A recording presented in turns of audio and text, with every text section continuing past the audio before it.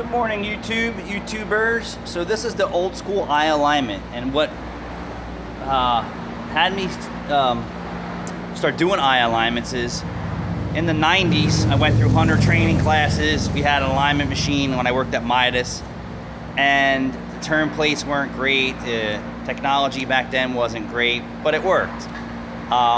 So we would do a wheel alignment, and then I would take it for a ride and the wheel would be off. I would do a wheel alignment again. The wheel might be off a little bit here or there. Sometimes it would be great. And, you know, of course we check the front end, make sure everything's all right to do an alignment before we put it on the alignment machine. So then I would just pull it back in, set the steering wheel straight, lock it down straight, look at the wheels. So what you're doing is you're looking down the wheels.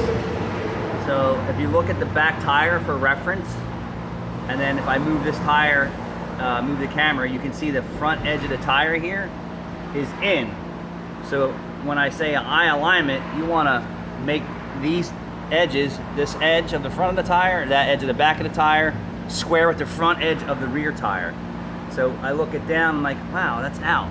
So the only way that would be out is if I missed the front end component, or the turn plates stuck and bound when I was doing alignment, or the steering wheel tool didn't hold the wheel enough. But that would be the least of my problems that I've ever experienced, where when you're turning the adjusters, that the adjusters are so stiff that you're bumping and knocking the steering box or the rack and pinion.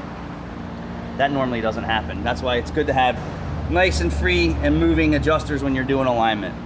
And this works well for all vehicles, provided that the rear suspension's not out of alignment.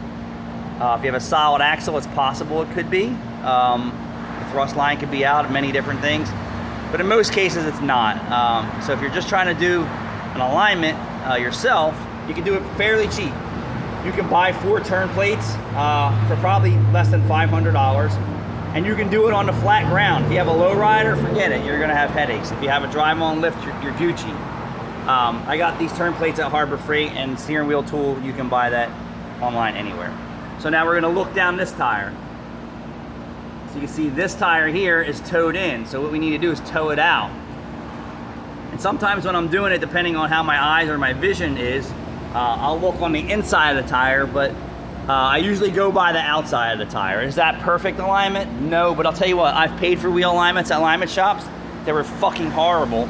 And that's why I usually just do it myself, get it close enough, and then leave that up to the customer to take it and have their wheel alignment done. So now we're gonna look at it from the back. All right, so if you look at it from the back tire, you can't even see the left front tire. There we go, sorry.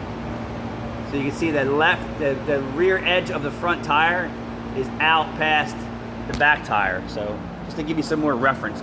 It's basically like a string alignment, but just use your eyes. I've seen people use tape measures. I don't know how accurate that is, but I know my eye's pretty accurate.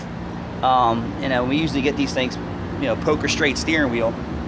Doesn't mean the rest of the alignment angles are good because I'm not checking them.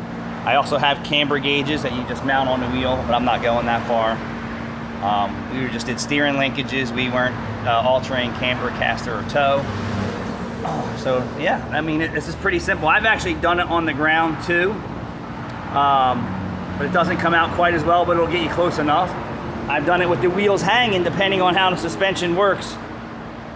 Twin I-beam front suspension really has a drastic swing to it, so it really screws the toe up.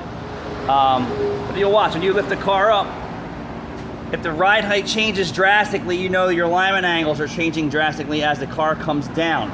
So it's just giving you a baseline. So it depends on what's going on in the shop. If I'm doing it or another tech's doing it, I'll walk over and I'll say, put the steering wheel straight, and I'll take a look. And the tire will be, you know, 4 degrees out this way or 10 degrees out that way, and you can't even roll it, it's fighting itself. So I like to just get them close, even on a hanging lift or on a drive-on. If I'm doing it, I get it close on a hanging lift, get it over to the drive-on, get the turn plates in, start the car with the turn plates under the tires, make sure they move freely. That's the key, the biggest key importance is that your turn plates move freely. They're on ball bearings, and sometimes they're plastic, they break. So I always make sure that they move pretty well by hand.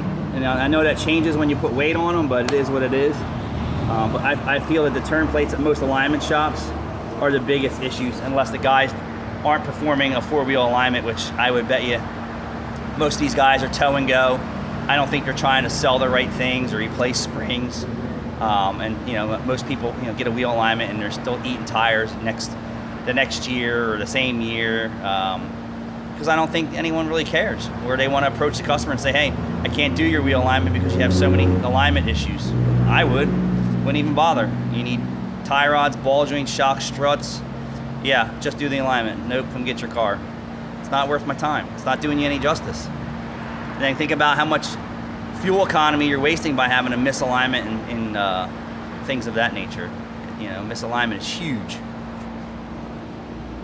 But yep, so here we go. We'll go through it again. Get the car up on your flat surface, on the ground, whatever. Buy yourself some turn plates. Lock the steering wheel down straight. Make sure there's no play in the suspension. And then look the edges down of the tire. So the front edge has to be square with the back edge, and then square with the front edge of that rear tire. Same thing over here. You can see that. This one's, we're going to call this towed in. You can see how the front edge of the tire is in towards the radiator, okay? And the back edge is out towards the neighbor's yard. So we're going to square this edge with that edge and square it with the front edge of that tire. And you just do that by loosening your adjusters and make sure that you're turning it the right way to make sure that the tire is moving in the right direction. Thanks for watching.